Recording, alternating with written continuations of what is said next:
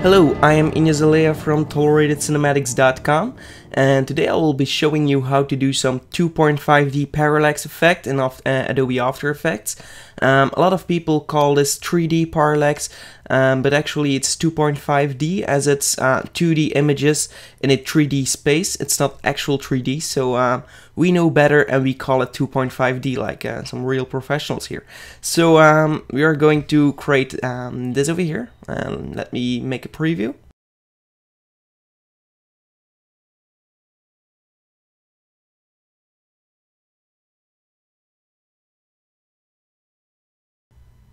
It is a very simple effect to accomplish, but I had somebody asking me how to do this kind of effect, and I thought, what the heck, I will create a tutorial. It's not that much of a time.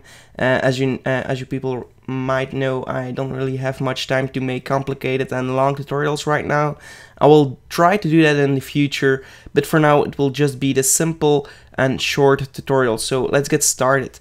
First of all, I have downloaded an image online. So this is an image I found on Flickr. This is a free to use image. I have check the license right over here. A link will be in the description to the image and to the license, so you can adapt this image and so on and so on. So what I've done is I actually just copied the image. So I'll click on the image, I guess. No, it's back. You can download the image if you scroll down. So let's scroll down. I am using a Wacom tablet, so I'm still getting used to it because I didn't use it for a couple of months. But I try to use it in my tutorials, else you will constantly hear the movement of my mouse. So and I also like to work with it in Photoshop, as we're going to remove some things in this picture. So I will just need to find how to download this. Okay, over here, right. So click on this one and original size, right. Okay, so once you have downloaded the image, you can go to the place and just import it into Adobe Photoshop. So I will do that right now. Okay, so here we are in Photoshop with my image, and the first thing I want to do is make it full HD, so 16:9 ratio. So let's do that. Click on our crop tool, and I already done this right here. So 16:9, and that's the original full HD amount. So ratio, so 1920 by 1080p. Okay, so then drag just a little bit smaller so you don't see these black borders around the image. Okay, so I'm going to put a little bit more to the bottom of the image, and I'll press enter to confirm. So once I have my image, okay, I didn't actually press enter. Okay, my bad. So once you have the image right here, I will double click on the layer to unlock it and click OK. Click on my clone stamp tool, so that's this tool right over here. And we are going to, first off, we are going to delete, not delete, but erase the person in the background, because yeah, that's not what we want in our image. So we are going to hold Alt, and then you can take a sample of something in the image. I will click right over here, and that means it's going to use this these pixels over here as a reference over here. So I'm going to paint over this yeah, fishing rod, and then it will erase it, as you can see right over here. I will hold Alt again and click over here on the mountains, and I'll try to make new mountains instead. So I can see it didn't really work out, so I will Command Z, yeah, Command Z right here, and I'll try again. So let's do it a little more subtle, and there we go. Try to make it a little bit better than just regular. I'm not going to spend too much time on this, as it's just a tutorial, but of course you can spend a lot more time in this to make it perfect. Okay, hold Alt, click, hold Alt, and just back and forth do the same thing. I can see, you can still see the image right over here, so I'm just going to redo that just a bit. If you see it doesn't really work out with the clone stamp tool, you can always try to use the healing tool, so spot healing or just the healing. You can just paint over with the spot healing and it will do it automatically for you. So let's see if that works out. but I'm not sure. I don't really use this tool quite often because it always kind of changes my image. So I'm going to do a few steps back, and then I'll take the regular heal tool, which I absolutely love because it always is going to take a little bit more of the exact colors in the sky. So as you can see, you can barely see there was ever something in here. So okay, I'm sorry. I'm going to click on the clone stamp tool again to add some water over the legs of this fisherman, like this, and also in the reflections. We don't need to forget the reflections. It's not perfect. You can zoom in and really get into detail. Of course, you're actually going to do that if you're working on a real project, but I don't want to waste too much time on this photo. So I'm going to duplicate this image right now, and I'm going to select the woman. So I'm going to choose the quick selection tool, and then I'm just going to zoom just a little bit in and select her with the quick quick selection tool. Yeah, you can change brush size. You can also do that by, it's been a while I've used Photoshop actually, so I'm not sure anymore how to do this.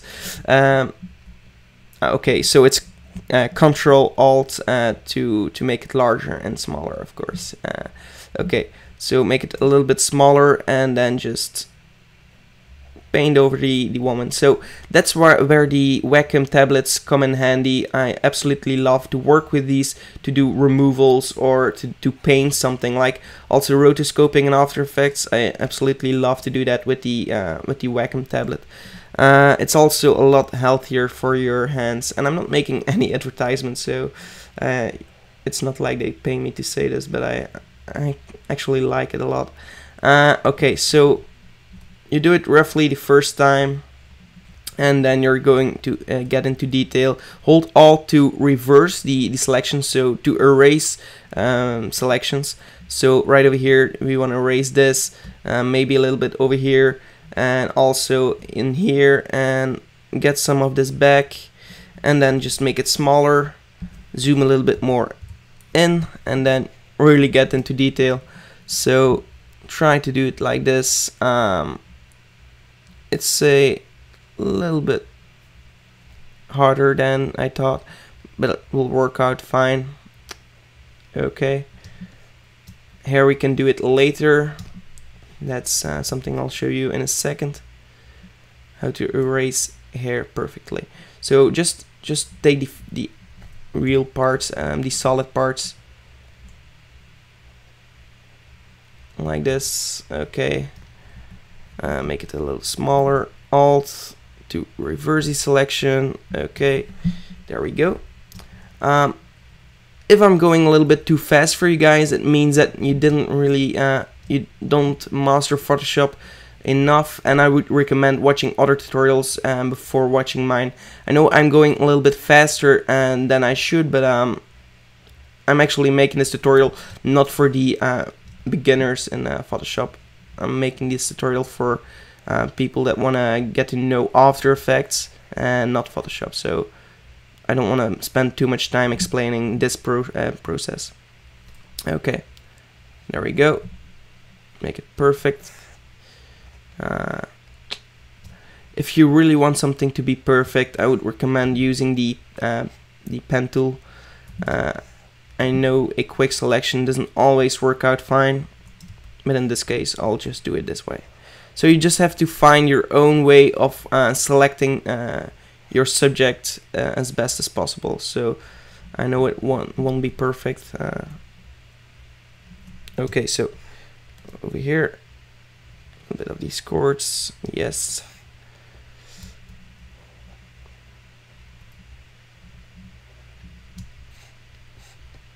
And there we go.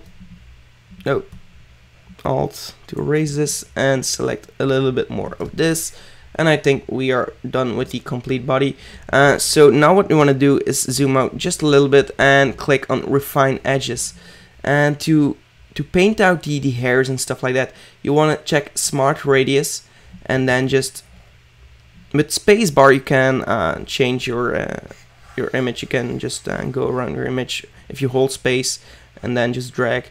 Sorry that I didn't mention this earlier.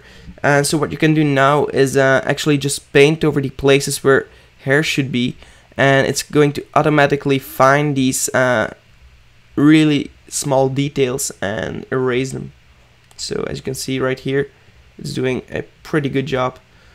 Might be not perfect, but okay. I would recommend, if you're not familiar with Photoshop, I would recommend watching some tutorials on this first. So I've messed up a little bit here, and it's possibly in my selection, so I'm going to select this back in. Okay, and get back to refine edges. Great. Okay, so let's see over here. It's blurring this out. So that's not what you want. Let's see. Okay, great.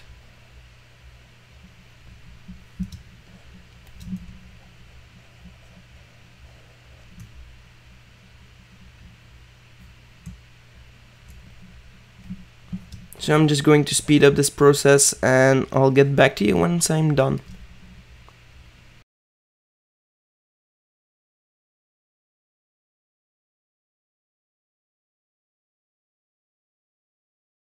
Okay, so I've made a complete rough selection of the woman, and I'm going to create a layer mask for this layer. So to do that, with your selection made, you click on the layer mask right over here, and what that will do is, well, it moved it just a bit, so I'm just going to put it back in position.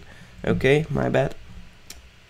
So what it does is actually it erases the background. So you can see here with the background without, oh right, I made a mistake over here, so this should be okay. So this is correct. So we have her soloed right over here, as you can see. Now we have just one more problem, and that is in the background layer we want to erase her completely as well. So I'm going to do this with the clone stamp tool, and again, this is going to take a little bit more time. So click on water, just paint over here like this, and just keep on doing that. This can be pretty rough. Just make sure the edges over here are pretty clean, so it doesn't need to take too much time.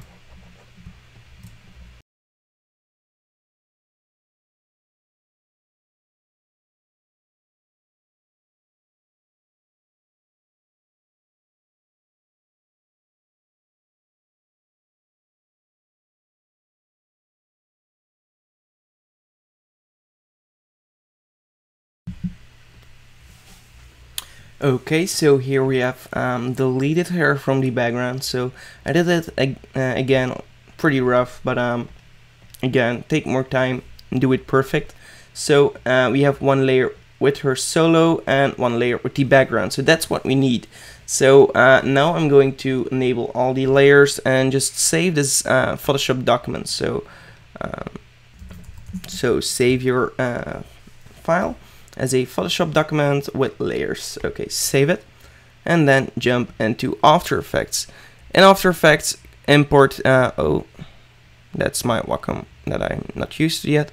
Okay, so right click, import file, okay, and go to desktop, tutorials, tutorial.psd, and that's how I named it. Open it up, and here you are going to use composition, retain layer size, editable layer styles. Okay, that's all great. And then open up the composition, and now you will see that we have one layer with the background and one layer with herself and solo. So we're almost done right now. So it's actually very fast how we're going to finish this in After Effects itself. Most of the time you just spend in Photoshop. So right click, new, and add a camera. Maybe a 35, okay, click OK. Then we're going to create a null object, or we don't need, yeah, we'll make a new null object. We see what we'll do with it.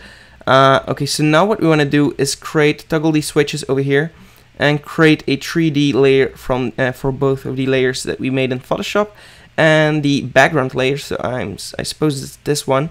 You can rename it background by hitting the return key on the keyboard, click on other layer and model. Okay, enter. Now what we want to do is click on the background and just put it back into Z space. So you can also click on the background, press P on the keyboard and do it over here. I think this is good already. Now what we want to do is press S on the keyboard and scale it just almost that it fits the composition. So right over here, I suppose it's a little bit more. Let's say, okay, no, still not good. Let's say 419.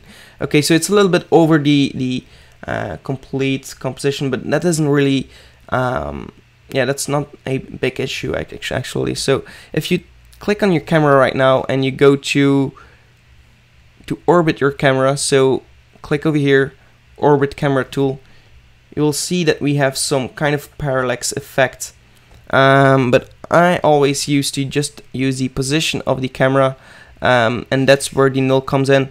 We'll just parent the camera to the null, click on the null, press P on the keyboard, create a new keyframe for the position, and move a little bit further into space, into the timeline. So at the end of your composition, you can go to composition settings and change the duration. I have my duration set at frames, as a 3D software always works in frames, and I'm used to working with frames. If you don't want to work in frames, just hold Command and click over here, you're back to seconds. So let's say 5 seconds, press S on the keyboard, N on the keyboard, right click, trim, come to work area, and now we also create a null, the 3D for the null object, so we have the Z as well. So now we can just play around with the movement, so you can do it like this, maybe zoom in just a little bit, even rotate. It's all up to you, so just mess around with this. But now if you play this back in a preview, you will see that we have some nice parallax effect, so it's pretty cool. I have set this as at quarters, that's why it's bad quality, so now it's full quality, and you can see full resolution. You can see it's a little bit better now. So what I've done next is also I've added some color correction to the complete, some color correction to the, oh my god, adjustment layer. Yes, okay, that's what we need. So go to effects, blur, fast blur, and increase this a little bit. Then choose your ellipse tool over here and click on the adjustment and drag it around the model like this, and change the mask instead of add to subtract. Click on the layer, press F on the keyboard to choose your mask feathering, and increase this just so you have a nice transition, so we have the actual focus on our model, and I like to do that. So as you can see over here, you can see the background is blurred and she is in focus. So right click, new solid, maybe a black solid, and we'll call it a vignette. And that's just to make it look a little bit better. Again, the ellipse tool, select your complete workspace, or you just double click on the ellipse. To preview this, I'm just going to take a step back. We have our solid that we just created. If you double click on the ellipse tool, it will automatically create an ellipse to the solid dimensions. Okay, sorry. Subtract this again. Also F on the keyboard, and again make it smooth like this. Toggle the switches, maybe change it to overlay. It's all up to you. I'm going to keep it to normal, and just press T on the keyboard to change the opacity just a bit. So let's say like 50. What you can do as well is well, we'll do that later. Create a new adjustment layer. And over here we'll add a color correction, tint, maybe, and play around with this. And then effects, color correction. You can always try to do it with this as well. Maybe add more saturation, less saturation. It's the same as tint, but I prefer working with tint. So go to effects, color correction, curves, And right here we can add a little bit more contrast, like an S-curve. Just make sure it's not oversaturated and not too dark. And then add some reds, like this, blue. And there we go, we have a color adjustment layer. So actually color correction afterwards make your video look cool. Also what I've done is I've added some lens effects from rhodeypolis.com. A link in the description as well, so you can check it out. It's a cool pack with lots of flares that are pre-made and that you can use in your footage to enhance it just a little bit, to make it that dreamy or that cool look. I really like to add some flares in my videos. So let's see what we have here. This is a pretty cool one. Let's see. Oh, I like this one. Okay, so I'm going to use this one and get it into my composition, change this to add or screen. Let's see what works best. Of course, you will have to scale it up just a bit, and now you have just a wonderful, I really absolutely adore using flares like this in video. So you have this cool burn look, but let's preview it a little bit more. Maybe instead of red, change it to orange, so color correction, hue and saturation, and then just change it to more warm yellow orangish color. Red was a little bit too hard. Let's see how it looks in screen. Okay, a little bit better, a little bit more subtle. Okay, so this is pretty cool. You can use other flares and so on and so on. A link will be in the description for the rhodeypolis lens effects pack. It's really not expensive, so it's actually worth buying. I mostly use this in all my montages that I make in the summer. It gives it a warm, summerish look. Okay, so yeah, that's all I have to say actually. So thanks for watching this tutorial. I hope you enjoyed the tutorial and that you learned something. If you didn't, then why the heck did you watch the tutorial at the first place? And again, yeah, see you later for next tutorials. Bye.